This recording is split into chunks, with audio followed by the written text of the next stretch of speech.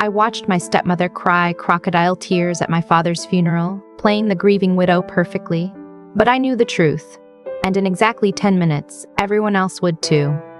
Hi, I'm Emma, and this is my story about how my stepmother tried to steal my future and how I made sure she paid for it.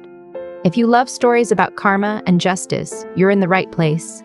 Like, share, and subscribe to Revenge Stories X.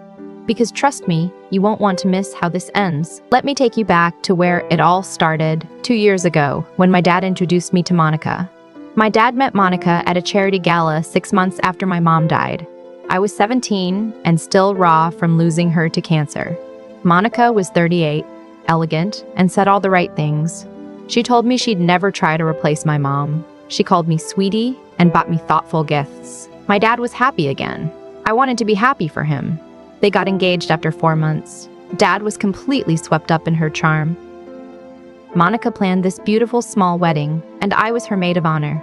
She cried during her vows, talking about how blessed she was to join our family.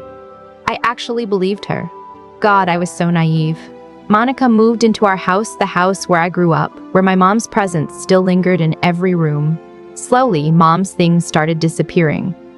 "Just redecorating, sweetie," Monica would say.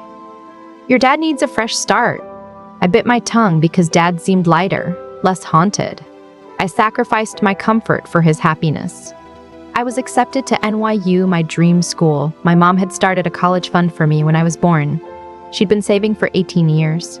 Dad told me it was over $180,000, enough for 4 years plus living expenses. I was set. My future was secure. Or so I thought. 3 weeks before I was supposed to leave for college, Dad sat me down. His face was pale. "Emma, we need to talk about your college fund." My stomach dropped. He explained that he'd made Monica a joint account holder since she was family now. "Standard procedure for married couples," he said. Monica had withdrawn $160,000 over 6 months. Dad's voice cracked as he showed me the bank statements. Small withdrawals, careful, methodical. She'd left just $20,000. She said she was investing it, Dad whispered, for your future. But there were no investments, just designer handbags, a luxury car, a complete home renovation. I confronted Monica that night. She didn't even try to deny it. "Your father gave me access. It's technically legal," she said coolly. "Besides, you can take out loans like normal students. You're young, you'll pay them off eventually." I'll never forget her smirk. She'd planned this all along. Dad tried everything. Lawyers said it was complicated. She was his wife, joint account holder. No fraud technically occurred. He could sue her, but it would be expensive and public. He was devastated. The woman he loved had betrayed us both. I watched him break down crying, apologizing to me over and over. I couldn't afford NYU. Even with loans, $20,000 wasn't enough. I enrolled in community college instead, living at home.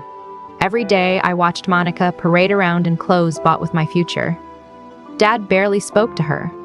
Their marriage became a cold, silent war. But he felt trapped. Divorce would cost him everything else. 8 months later, Dad was diagnosed with stage 4 pancreatic cancer. It was aggressive. Doctors gave him 6 months, maybe less. Monica suddenly became the devoted wife again, at least in public. Privately, she started talking about his assets and estate planning. She was already counting her inheritance. 2 months before Dad died, he called me to his room. Monica was out shopping, spending his money as usual. "I need to tell you something," he said weakly. "I changed my will 3 months ago. Monica doesn't know. He left everything to me. The house, his savings, his life insurance, everything. Monica would get nothing. Dad had kept records of everything. Bank statements with highlighted withdrawals. Photos of Monica's purchases with dates and prices. A timeline of her deception. "I need you to do something for me," he said. "At my funeral. When she's playing the widow. Show everyone who she really is." I held his hand and promised. He died 3 weeks later, with me beside him. Monica wasn't there, she was getting a spa treatment. When she got home and found out, she wailed dramatically. But I saw her check her reflection in the mirror mid-sob. Everything was a performance. Monica took over funeral arrangements, playing the devastated widow. She chose an expensive casket using Dad's money, of course. She invited everyone they knew, wanting a big audience for her grief performance. Perfect. The bigger the audience, the better for what I had planned. The church was packed. Monica wore designer black, dabbing her eyes with a lace handkerchief. She gave a tearful speech about losing the love of her life. People were actually crying. I sat in the front row, clutching a manila folder. My heart was pounding. It was almost time.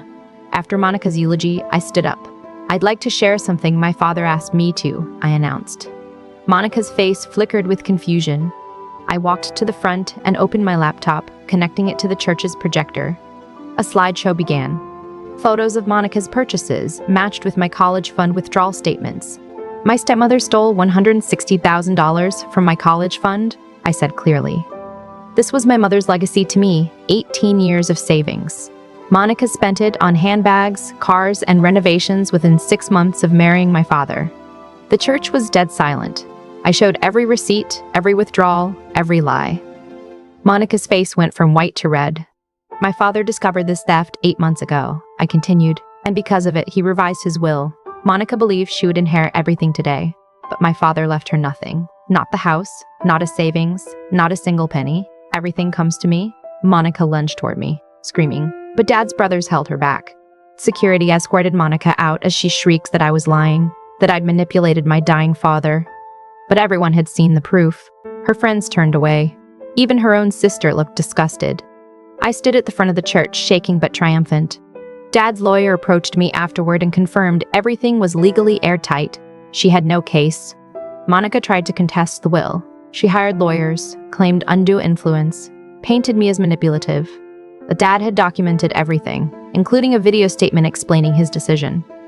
"I leave everything to my daughter because she is my true family," he said on camera.